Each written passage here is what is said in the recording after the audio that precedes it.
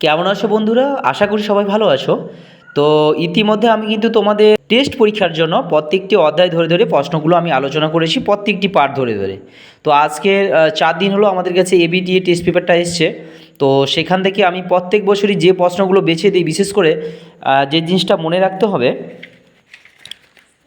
তোমাদের এই টেস্ট পেপারে যতগুলো করে স্কুল আছে, এই যে স্কুলগুলো দেখছো তোমরা, আমি এই যে স্কুলগুলো তোমরা দেখতে পাচ্ছ, যে এই স্কুলগুলো আছে তোমার 41 থেকে শুরু করে 1015 পর্যন্ত, এই স্কুলগুলোকে ধরে ধরে প্রত্যেকটা পার্ট থেকে 41 থেকে 1015 যতগুলো স্কুল আছে, প্রথমে দেখা গেলো কি বইজাত প্রক্রিয়া তাদের দ্বারা সৃষ্ট ভূমিরূপ। তো সেখান থেকে 5 নম্বরের প্রশ্ন কতগুলো এসছে প্রত্যেকটা থেকে পার্ট থেকে, তো সেখান থেকে বের করে মোস্ট ইম্পর্টেন্ট প্রশ্নগুলো তোমাদের কাছে আলোচনা করি। কতগুলো স্কুল দেখেছো 41-এ, কত 5 নম্বরের প্রশ্ন বইজাতে থেকে কতগুলো এসছে, 82 থেকে কতগুলো এসছে, 120 থেকে কতগুলো আসছে। তো এইভাবে কিন্তু সবটা কমপ্লিট করার পরে একটা ফাইনাল সিলেবাস তোমাদের কাছে দেই, বা ফাইনাল প্রশ্ন সেট আপ তোমাদের কাছে দিই, যেখান থেকে 80% প্রশ্ন কিন্তু কমন আসে। তো আজকে আমি তোমাদের কাছে ভূগোলের 41 নম্বর স্কুল যেটা আছে, সেখান থেকে সমস্ত রকমের এমসিকিউ এসিকিউ প্রশ্নগুলো তোমাদের কাছে আলোচনা করছি। প্রথম থেকে দেখতে থাকো। তো সেখান থেকে এমসিকিউ এসিকিউ প্রশ্নগুলো তোমাদের কাছে আলোচনা করছি, ভালো করে দেখে নাও। তো প্রথম প্রশ্ন তোমাদের যেটা আছে, আরোহণ প্রক্রিয়ায় সৃষ্ট একটি ভূমিরূপ হলো গিরিখাত, রসেমতান, বালিয়াড়ি গৌড়। এখানে উত্তর হবে বালিয়াড়ি।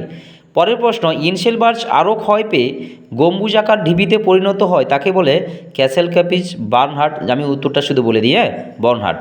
পরবর্তী যে প্রশ্নটি রয়েছে, মকরে উচ্চচাপ বলয় থেকে কুমারীবৃত্ত প্রদেশীয় নিম্নচাপ বলয়ের দিকে প্রবাহিত বায়ু উত্তর পশ্চিম পশ্চিম বায়ু। পরবর্তী প্রশ্ন যেটা আছে তোমাদের, 3/4 ভাগ মেঘাচ্ছন্ন যে প্রতীক চিহ্ন দিয়ে বোঝানো হয় সেটি হলো, এই যে দেয়া আছে ঘয়ের ছবিটা দেখতে পাচ্ছ। পরের প্রশ্ন, ভারত মহাসাগরের একটি উষ্ণ স্রোতের উদাহরণ হলো পশ্চিম অস্ট্রেলিয়ার স্রোত। পরের প্রশ্ন, একটি জোয়ার ও একটি ভাটার মধ্যে সময়ের ব্যবধান 6 ঘন্টা 12 মিনিট 11.25 সেকেন্ড। পরবর্তীতে ফ্লাই অ্যাশ তাপ বিদ্যুৎ কেন্দ্র, জলবিদ্যুৎ কেন্দ্র, বায়ু শক্তি, পারমাণবিক শক্তি কেন্দ্র। এখানে হবে তাপ বিদ্যুৎ কেন্দ্র। সর্বাধিক আন্তর্জাতিক সীমানাযুক্ত রাজ্য হলো জম্মু কাশ্মীর। পরবর্তী প্রশ্ন আছে, গোদাবরী কৃষ্ণা নদীর বদ্বীপের মাঝে অবস্থিত হ্রদটির নাম হলো কোলেরু হ্রদ। পরবর্তীতে আছে তোমাদের 1.1 বলিউভিল পোকার আক্রমণ ঘটে পাট, তুলো, গম, চা চাষে। এটা হবে তুলো। পরবর্তীতে ভারতের বৃহত্তম সরকারি লৌহ ইস্পাত শিল্পকেন্দ্রের নাম হলো ভিলাই। পরবর্তী প্রশ্ন তোমাদের আছে, 2011 সালের আদমশুমারির অনুসারে সর্বাধিক সাক্ষরতাযুক্ত রাজ্য হলো কেরালা। পরবর্তী প্রশ্ন, রেডার হলো প্যাসিভ সেন্সর, অ্যাক্টিভ সেন্সর, কৃত্রিম উপগ্রহ, ক্যামেরা। এটা হবে অ্যাক্টিভ সেন্সর। পরবর্তীতে তোমাদের আছে ঠিক ভুল। প্রথম প্রশ্ন দেখে নাও, অবঘর্ষণ এবং উৎপাটন হলো হিমবাহের ক্ষয়কার্য পদ্ধতি। এটা হলো ঠিক। পরবর্তীতে লা নিডার প্রভাবে প্রশান্ত মহাসাগরের পূর্ব উপকূলে খরা দেখা যায়। এটাও ঠিক।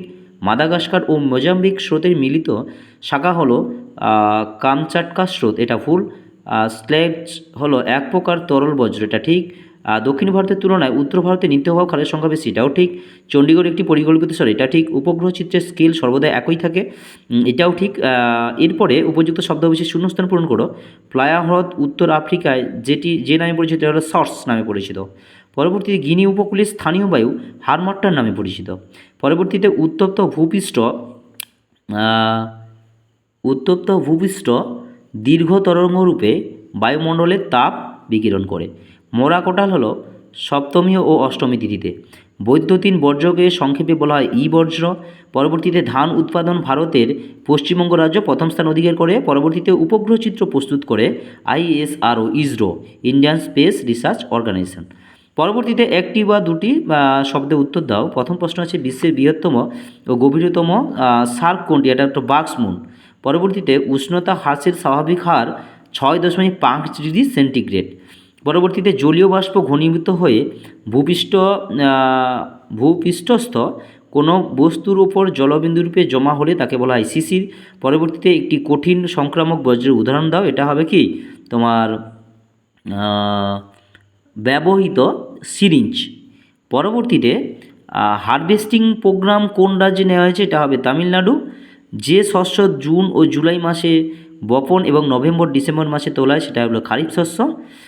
কুমায়ুন হিমালয়ে হিমবাহ সৃষ্টিকারী হ্রদগুলিকে বলা হয় অল। সামুদ্রিক মাছের প্রধান খাদ্য, এটা সবাই জানো, প্লাঙ্কটন। এরপরে হচ্ছে বারখান তোমাদের হবে বায়ুর সঞ্চয় কার্যের ফলে সৃষ্ট ভূমিরূপ। ক্রান্তীয় ঘূর্ণপাত, এটা হবে ইয়াস। কেন্দ্রীয় কৃষি গবেষণাগার, এটা হবে পুসায়। তারপরে হচ্ছে সিটি অফ জয়, এটা হবে তোমার কলকাতা। এখন এই পার্টের তোমাদের যে 2 নম্বর 5 নম্বরের প্রশ্নগুলো আছে, ওই প্রশ্নগুলো উত্তর বলছি না, তবে প্রশ্নগুলো দেখা যাক। চলো দেখে নিই প্রশ্নগুলো। ম্যানিওর পিট কি? বিপজ্জনক বজ্র কাকে বলে? বা হারভেস্টিং ওয়েস্ট কি? দুন বলতে কী বোঝো? ল্যাটারাইট মৃত্তিকার সৃষ্টি দুটি বৈশিষ্ট্য। মিলেট বলতে কী বোঝো? ইমেল কি? জিওস্টেশনের উপগ্রহ কী? অথবা মিলিয়ন সিট বলতে কী বোঝো? পেডিমেল বলতে কী বোঝো? অথবা হিমশৈল কি? তার সঙ্গে ITCZ আন্তঃক্রান্তীয় অভিশপ্ত অঞ্চল কাকে বলে? পরবর্তীতে আছে শৈবাল সাগর কি? এবারে ব্যাখ্যামূলক প্রশ্ন 3 নম্বরের প্রশ্ন যেগুলো আছে, জুইজ্ঞান এবং ইয়ারদাঙ্গের মধ্যে পার্থক্য, মৌসুমী বায়ুর উপর জেট বায়ুর প্রভাব ব্যাখ্যা করো, বজ্র ব্যবস্থাপনায় 3R এর ভূমিকা কী? অথবা জৈব ভঙ্গুর ও জৈব অভঙ্গুর বজ্রের পার্থক্য লেখো। ভারতের পূর্ব বাহিনী নদীগুলির মোহনায় বদ্বীপ সৃষ্টি হয়েছে কেন? অথবা ভারতের রেলপথ সড়কপথের গুরুত্ব তুলনামূলকভাবে আলোচনা করো। উপগ্রহ চিত্রের সুবিধা অসুবিধাগুলি উল্লেখ করো, অথবা TCC অথবা FCC এর মধ্যে পার্থক্য লেখো। পরবর্তীতে যে কোনো 2টি প্রশ্নের উত্তর দাও। নদী ক্ষয়কার্যের ফলে সৃষ্ট ভূমিরূপ প্রচণ্ড ইম্পর্ট্যান্ট, খুব গুরুত্বপূর্ণ এবছর আসতে পারেই। পরবর্তীতে পৃথিবীব্যাপী সমুদ্র স্রোতের প্রভাবগুলি আলোচনা করো। তারপরে বায়ুমণ্ডলের উষ্ণতার তারতম্যের কারণগুলি ব্যাখ্যা করো। পরবর্তীতে বিশ্ব উষ্ণায়নের প্রভাব লেখো। পরবর্তীতে পূর্ব উপকূল ও পশ্চিম উপকূলের সমভূমির মধ্যে প্রাকৃতিক বৈশিষ্ট্য পার্থক্য আলোচনা করো। ভারতের স্বাভাবিক উদ্ভিদের ওপর জলবায়ুর প্রভাব আলোচনা করো। পশ্চিম ভারতের কার্পাস বাস্তবায়ন শিল্পের অধিক উন্নতির কারণগুলি আলোচনা করো। যথেষ্ট ইম্পর্টেন্ট কোশ্চেন। ভারতের জনসংখ্যা বন্টনের তারতম্য 5টি কারণ লেখো।